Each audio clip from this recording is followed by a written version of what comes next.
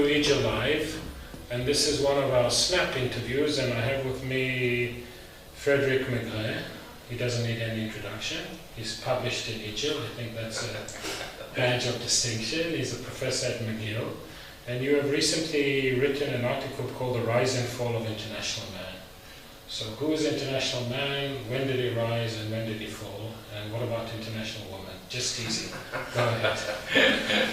Well, International Woman, I think, sort of didn't make much of a mark in the interwar. This was an article, an attempt to think about a particular category, social category, if you want, the international technocrat, the international civil servant, that I think had its heyday in the interwar.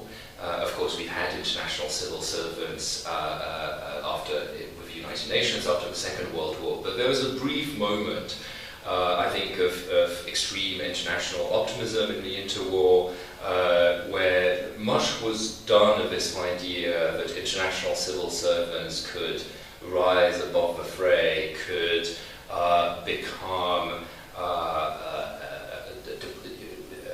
escape their national proclivities and incarnate, as it were, the international public interest. And of course, that's a story that had a rather sad ending. It was a promising story in the 1920s, and it finished with the French Secretary General of the League escaping in haste in 1939 to go and pledge allegiance to Vichy France. So that was the end of that particular burst of internationalism. But I think there's something, of course, this is a recurring issue in the 20th century, and I think beyond sort of the person of international man and whether anyone can ever stand for that international interest, there's sort of more generally the question of international impartiality, which is, I think, something international lawyers are very committed to, but which is rarely discussed very thoroughly, and is a bit of a mysterious creature. I mean, what does it mean to be internationally impartial? I saw you've also written about that.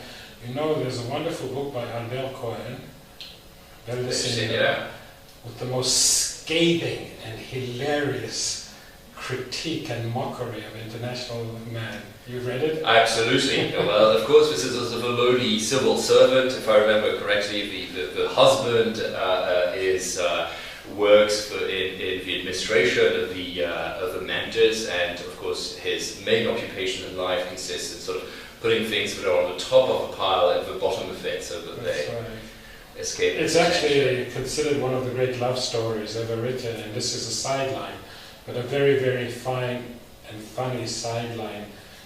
Let me ask you, I mean, you say the rise and fall of international man.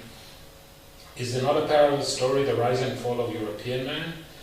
If we think of civil servants and commissioners in the commission, they pledge allegiance, they will not take instructions from their member states will not give them instruction, and yet when we see the scurry, which member state will appoint which commissioner to which portfolio, at least a reminiscence of this? Yeah, I mean, absolutely. I mean, the horse trading that surrounds any international nomination sort of tends to belie the notion that these individuals can be absolutely disinterested. I mean, you know, there's some empirical analysis of this that has gone on, but is limited. But, for example, in terms of ICJ judges voting against their state or their state's perceived interest, I mean, I think these suspicions always seem to be there. I think what's interesting is that in many ways, and you saw this in the interwar, people were recruited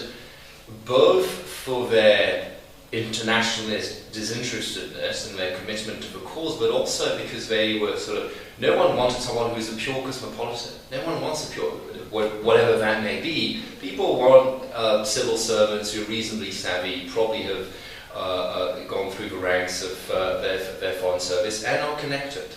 And also understanding the positions, so maybe it's not so much disinterestedness but balance, so that different sort of sensibilities from different countries, different regions are heard without voting voting because you come from there, but just sensitizing people. That's right. And I think there's an intermediary level where you're impartial, at least in the sort of in terms, certainly independent, but you still stand for a certain worldview, and the implicit understanding when you're nominated is that you're a rather fine product of a national culture and outlook.